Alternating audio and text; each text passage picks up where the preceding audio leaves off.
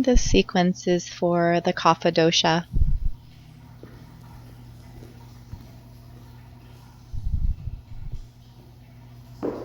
And if you have a rolled up blanket or some blocks, pillows, anything will work.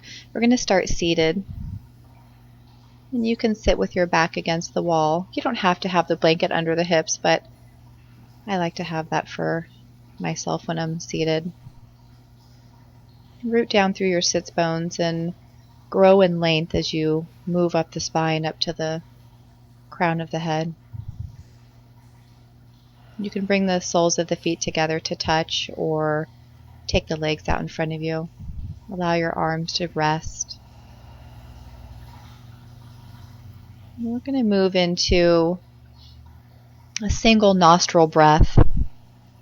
It's an inhale through the right and an exhale through the left, and we're going to do that for about 2 minutes. So using your right hand, take a breath in through the right, and then close the nostril and exhale through the left. At the end of that exhale, close the nostril, inhale through the right, and then close, exhale left. And you're going to continue that. It's important to breathe in through the right nostril and exhale through the left. This breath is wonderful for heating and stimulating. It's perfect for lethargy or lack of motivation, which is something that us Kapha people experience often when the Kapha balance is in excess. Sometimes we have a hard time getting motivated, so this breath will really help. Mouth stays closed. Inhale through the right, exhale through the left, and you're just going to switch with every single inhale and exhale. Again, the spine is really long, and the breaths are easy. You're not forcing the breath in or out. And you're only closing at the nostrils. You want to make sure you're not pushing your nose from side to side.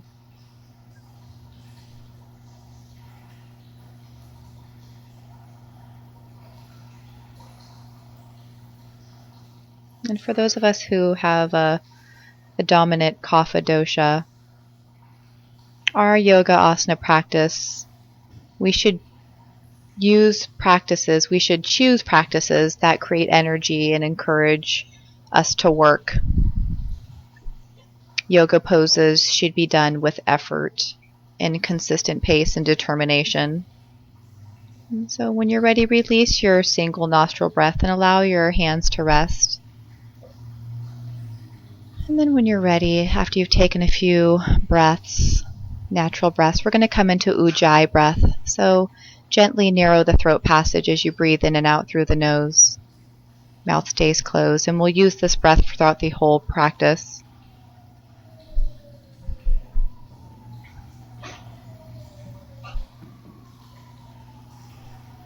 So important for us Kapha people, staying focused and alert. The best time to practice is in the early morning to help bring motivation for our day. Okay, so we're going to do some half sun salutations. We're going to do 4 of them. You can have your blocks or a chair out in front of you if you can't fold forward all the way. And standing nice and tall, I'm warming up my shoulders. Either feet and legs together, or feet and legs could be also hip width distance apart. Root down as you inhale, the arms all the way up. You can look up. On the exhale, bring the hands to the heart, and just take a moment to pause here and then set an intention for your practice. Remind yourself that you are a wonderful, strong, unique individual. Set an intention. What do you need for your practice today? And then inhale the arms all the way up. On the exhale, fold forward. Either take the hands to the midline or swan dive forward. Either hands on the blocks, letting your head completely go. The knees can bend here. Inhale, lengthen up halfway. Exhale, fold all the way down. Let your head go. Inhale, root down, engage your core, rise all the way up, palms touch. Exhale, hands down to the heart. Turn to face a different direction. We're going to do a sun salutation for every season. Inhale to reach up. Exhale, fold. Maybe the knees bend. Let the head go. Inhale, bring the hands to your shins, or again, blocks are fine. Lengthen your spine. And then on the exhale, keep that length as you fold down. Let your head go. Inhale, come all the way up. Palms touch. Exhale the hands down to the heart. Turn to face a different direction. Inhale all the way up. Exhale, fold forward.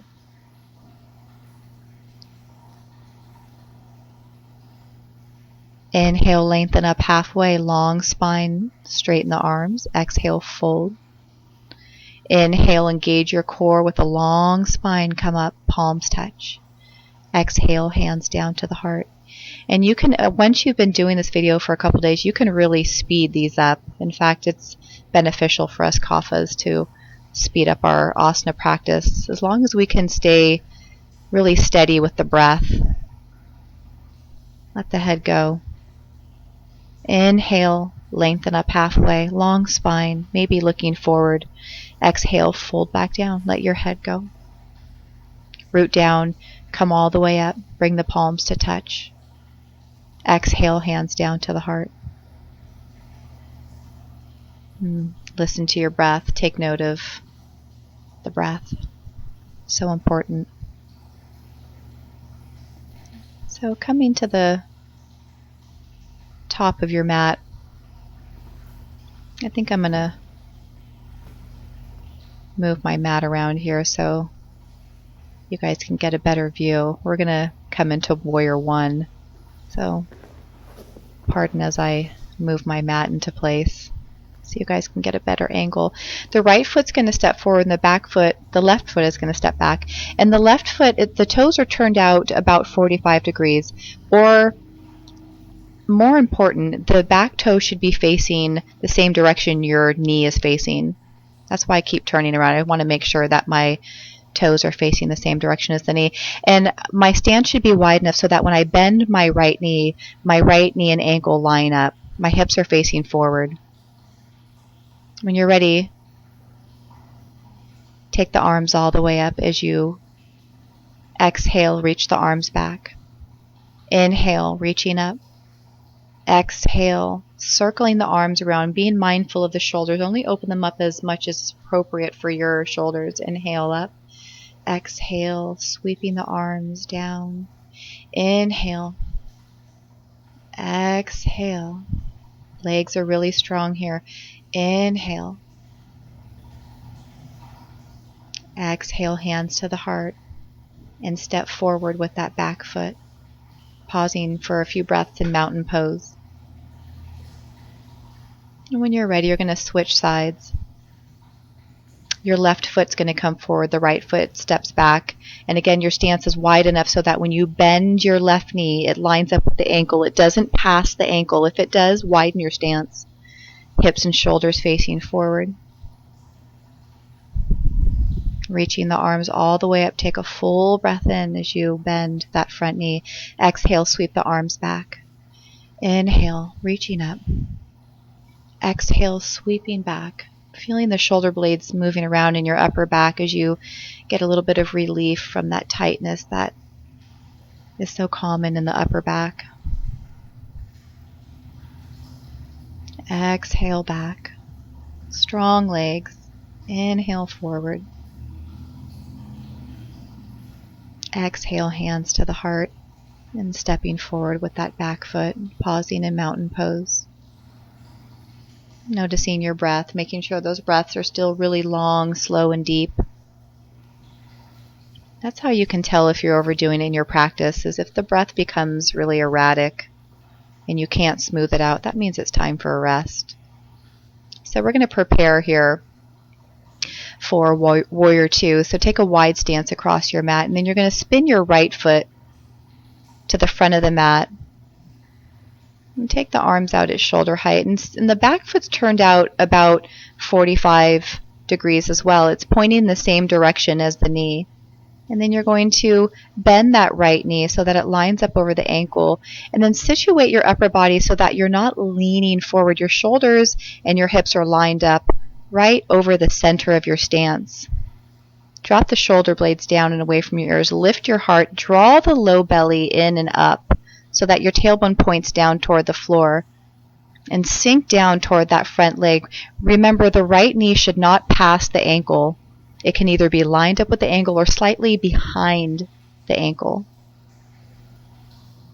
Putting some weight in the outer edge of your back foot, gazing past your right fingertips. Feel that there's a natural lift in the heart. And then slowly release. And take a moment to heel toe your feet together, resetting yourself in mountain pose. Maybe feeling the difference between the right and the left sides of the body.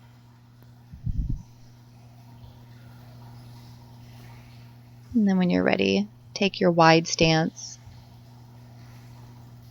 And then spin the left foot to the back of the mat. And you really want to open from that hip too. The hip, thigh, knee, all open. Back foot turned out about 45 degrees. And then when you're ready, you're bending that left knee so that it lines up over the ankle. Or it could be slightly behind the ankle as well, especially if this bothers your knees. Just have that knee slightly behind the ankle. And this is a wonderful stretch for the groin. So you can sink down into your Warrior Two pose as much as you'd like. Arms are out at shoulder height, gazing past your left fingertips. Again, your tailbone's pointing down. Your low belly is drawing up so that the pubic bone lifts. And you're nice and strong, and you're taking your deep ujjayi breaths.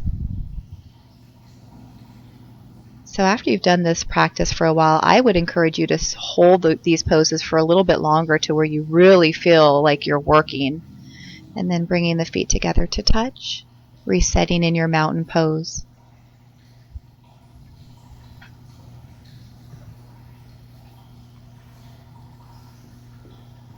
And when you're ready, coming down onto your belly, we're going to do some back extensions, cobra pose. Separate the legs the width of the mat, tops of the feet on the mat, and your hands are underneath your shoulders or maybe a little bit behind the shoulders. Stretching your legs back behind you, rolling your shoulder blades back, and then inhaling as you lead with the crown of the head coming up. And you're pressing into your hands. Your legs are engaged and your buttocks is engaged too, but it's not gripping so tight that it's compressing your low back. On the exhale, you're going to lengthen the whole front of the body as you come down. Again, rolling the shoulders back, leading with the crown and then the sternum as you come up. Not coming up too high so that you're compressing the low back. You want to feel length in your spine here. And then you're going to lengthen as you exhale down. One more time, roll the shoulder blades back. Inhaling as you come all the way up.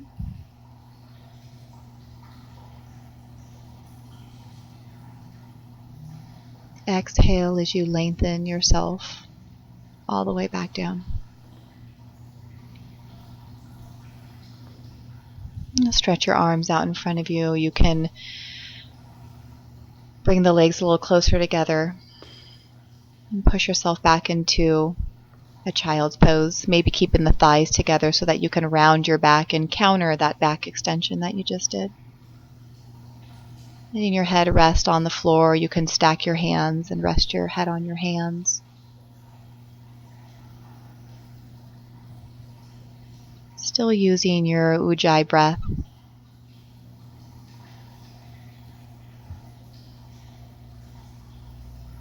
Begin to walk yourself up.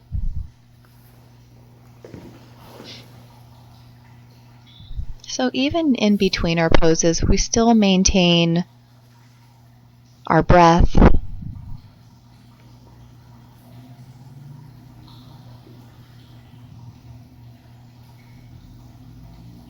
We keep that meditative-like state at all times. So coming down to your back,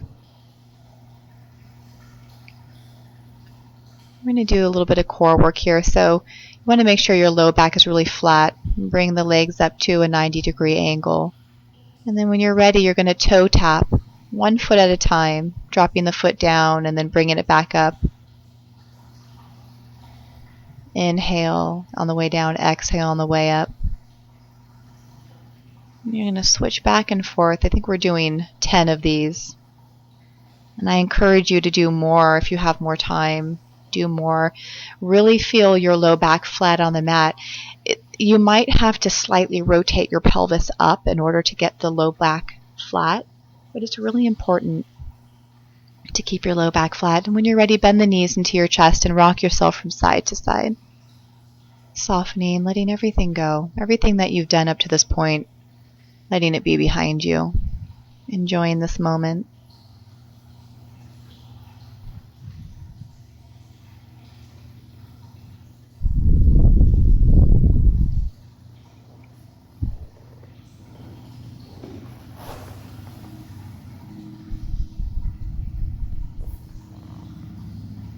And if you have a wall nearby, we're going to come down to legs up the wall. And I'm going to have a blanket underneath my hips, but it's not necessary. I'm also going to have a blanket underneath my head. So you're going to come down and try to get as close to the wall as you possibly can. It takes some moving and shifting around. You really want to feel the buttocks and the backs of the legs all the way against the wall. And then taking the legs all the way up, allowing your arms to rest.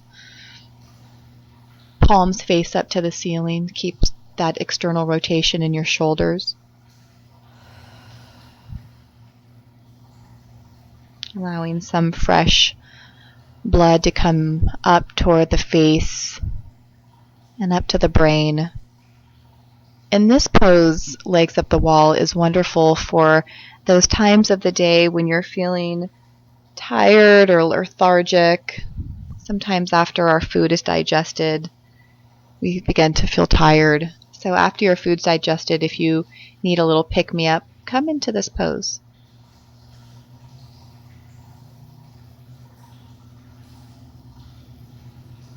If you tend to get swollen feet, that's usually lymphatic fluid pooling down at the feet. So this is a great pose for that as well. It helps to bring the fluid back up toward the heart. If you'd like, you can stretch your legs open.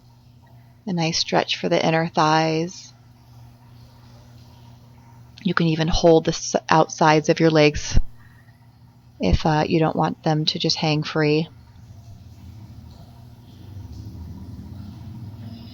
Still using your deep, smooth breaths.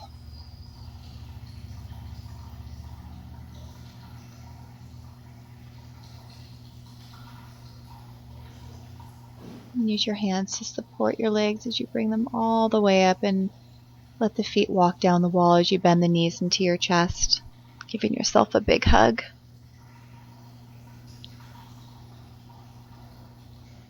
And pausing on your right side.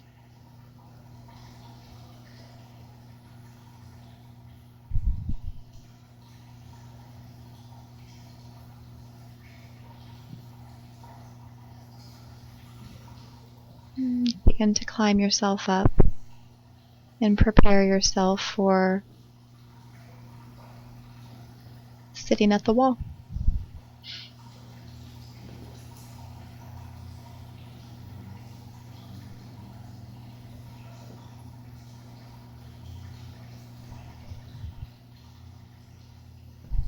Rooting down through the sits bones as you allow the spine to climb up.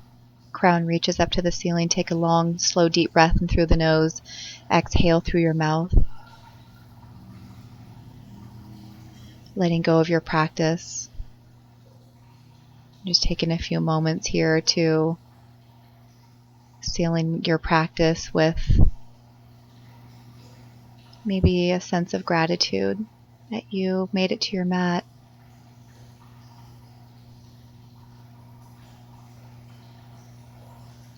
Namaste.